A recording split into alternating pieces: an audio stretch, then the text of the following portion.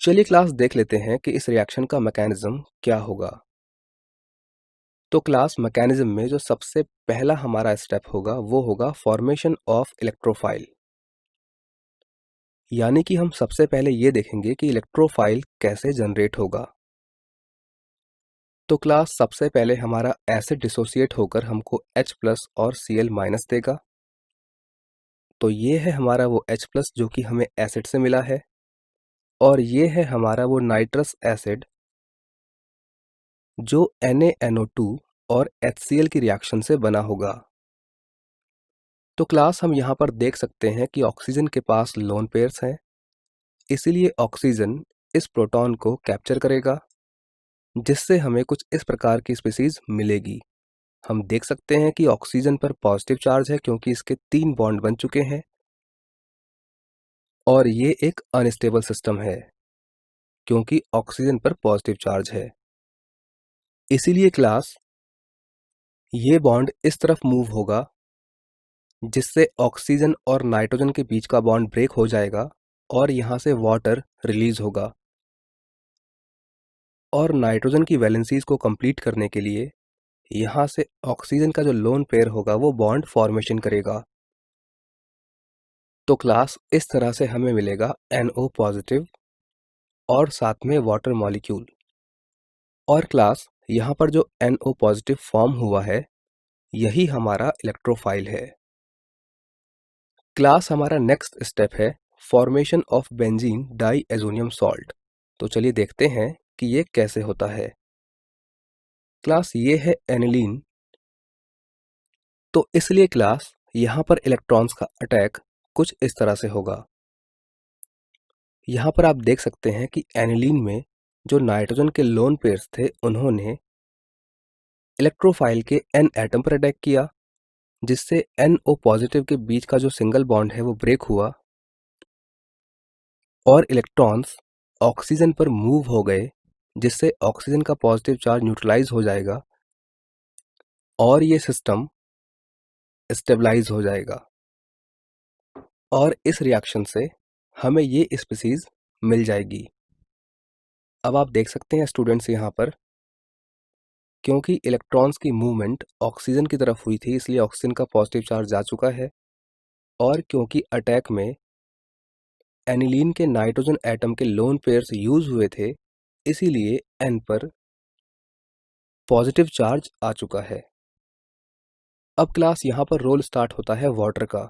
आप देख सकते हैं कि वाटर के पास लोन पेयर्स हैं, इसलिए वाटर हाइड्रोजन को कैप्चर करेगा in the form of proton, और यहाँ से जो इलेक्ट्रॉन रिलीज होंगे इनका मूवमेंट होगा नाइट्रोजन के पॉजिटिव चार्ज की तरफ, और इस तरह से यहाँ से हाइड्रोनियम आयन निकल जाएगा, क्योंकि वाटर एक प्रोटॉन को लेकर के हाइड्रोनियम आयन बनाएगा, और इससे हमें मिलेगी ये स्पीसीज। आप देख सकते हैं कि यहाँ पर नाइट्रोजन के पास से एक हाइड्रोजन जा चुका है और नाइट्रोजन का पॉजिटिव चार्ज भी न्यूट्रलाइज हो चुका है। अब क्लास ये है वो हाइड्रोनियम आयन जो वाटर ने फॉर्म किया था। क्योंकि ऑक्सीजन के पास लोन पेयर्स हैं इसलिए ऑक्सीजन प्रोटॉन को कैप्चर करेगा, जिससे हमें ये स्पीसीज मिल जाएगी। आप देख सकते हैं कि ऑक्सीजन ने प्रोटॉन को कैप्चर किया है, इसीलिए ऑक्सीजन पर पॉजिटिव चार्ज आ गया है। अब क्लास ये जो हमारा स्ट्रक्चर है ये रीअरेंज होता है, जिसमें इलेक्ट्रॉन की मूवमेंट ऑक्सीजन के पॉजिटिव चार्ज की तरफ होती है, और यहाँ से नाइट्रोजन का जो लोन पेयर है वो N के बीच में एक बॉन्ड फॉर्म करता है, जिससे हमें ये स्पीसीज मिलती है। आप देख सकते हैं हम देख चुके हैं कि किस तरह से N के बीच में डबल बॉन्ड की फॉर्मेशन होती है, और जो स्ट्रक्चर फॉर्म होता है वो यहाँ पर दिया गया है। अब फिर से एक वाटर मॉलिक्यूल आता है और वो अपने लोन पेयर से नाइट्रोजन के H को एब्स्ट्रैक्ट करता है, और जो इलेक्ट्रॉन फ्री होते हैं वो नाइट्रोजन के पॉजिटिव चार्ज की तरफ मूव करते हैं, जिससे हमें ये स्पीसीज मिलती है। यहाँ पर नाइट्रोजन का जो पॉजिटिव चार्ज था वो न्यूट्रलाइज हो चुका है, और क्लास ये है वो हाइड्रोनियम आयन जो वाटर ने प्रोटॉन को लेकर के बनाया था। अब क्योंकि ऑक्सीजन के पास लोन पेयर्स हैं इसलिए ऑक्सीजन प्रोटॉन को अब्स्ट्रैक्ट करता है और हमें ये स्पीसीज मिल जाती है। आप देख सकते हैं क्योंकि ऑक्सीजन ने प्रोटॉन को ले लिया है, इसीलिए ऑक्सीजन पर पॉजिटिव चार्ज आ गया है। अब क्लास यहाँ पर क्या होता है कि जो N और O के बीच का बॉन्ड है ये ब्रेक होता है और इलेक्ट्रॉन्स की मूवमेंट होती है पॉजिटिवली चार्ज्ड ऑक्सीजन की तरफ, और यहाँ से जो नाइट्रोजन के लोन पेयर्स हैं वो N के बीच में एक और बॉन्ड फॉर्म कर लेते हैं और हमें मिलती है ये स्पीसीज जहाँ पर N के बीच में ट्रिपल बॉन्ड है। और क्योंकि फिनाइल रिंग से जुड़े हुए नाइट्रोजन के लोन पेयर्स बॉन्ड बनाने में यूज हुए हैं, इसीलिए इस नाइट्रोजन पर पॉजिटिव चार्ज आप यहाँ पर देख सकते हैं। और क्लास यही है हमारा बेंजीन डाईएज़ोनियम आयन। अब क्लास जैसा कि आप देख सकते हैं कि यहाँ पर नाइट्रोजन पर पॉजिटिव चार्ज है, तो इसलिए कोई ना कोई नेगेटिव पार्ट भी यहाँ पर होना चाहिए। तो क्लास वो नेगेटिव पार्ट है ये, यानी कि Cl- आयन। क्योंकि आपको याद होगा कि हमने इस रिएक्शन में HCl को यूज किया था, तो क्लास H+ को तो आपने यूज कर लिया था मैकेनिज्म में, और जो उसका Cl- था वो यहाँ पर पॉजिटिव चार्ज को बैलेंस करता है। तो इस तरह से इस स्पीसीज का कंप्लीट नेम है बेंजीन डाईएज़ोनियम क्लोराइड। अब क्लास बेंजीन डाईएज़ोनियम क्लोराइड को लिखने के बहुत तरीके हैं।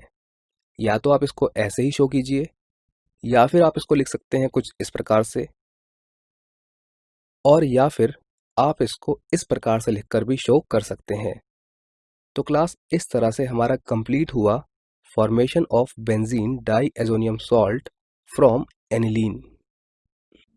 क्लास अब हम ये समझ चुके हैं कि बेंजीन डाईएज़ोनियम सॉल्ट किस प्रकार से बनाया जाता है। आइए अब देखते हैं कि बेंजीन डाईएज़ोनियम सॉल्ट से हेलोअरीन हम कैसे बनाएंगे। तो क्लास ये है बेंजीन डाईएज़ोनियम सॉल्ट जो हमने अभी अभी प्रिपेयर किया है, और ये है Cu2Cl2। जब इनकी रिएक्शन होगी तो यहाँ से N2 गैस निकल जाएगी और हमें मिलेगा क्लोरोबेंजीन। और क्लास इसी तरह से हम ब्रोमोबेंजीन भी बना सकते हैं। और क्लास अगर हमें आयोडोबेंजीन बनाना हो तो उसके लिए हमें कॉपर के सॉल्ट की आवश्यकता नहीं पड़ती है। ये है हमारा बेंजीन डाईएज़ोनियम सॉल्ट, और इसकी रिएक्शन सिंपली हम कराते हैं Ki यानी कि पोटेशियम आयोडाइड से। तो इस रिएक्शन में भी N2 गैस निकल जाती है, जिसकी जगह पर आयोडीन लग जाता है और हमें मिलता है आयोडोबेंजीन। तो क्लास इस तरह से बेंजीन डाईएज़ोनियम सॉल्ट की हेल्प से हम बहुत इजीली क्लोरोबेंजीन, ब्रोमोबेंजीन और आयोडोबेंजीन फॉर्म कर सकते हैं।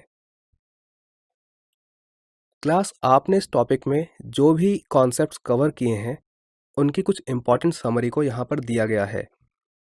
जैसे कि हमने यहाँ पर सीखा कि प्रिपरेशन ऑफ हेलो एल्केन्स कैसे की जाती है, जिसमें हमने एल्कोहल की हेल्प से हेलो एल्केन्स बनाए, और जिन रिएक्शंस का हमने यूज किया उन रिएक्शंस को आप यहाँ पर देख सकते हैं।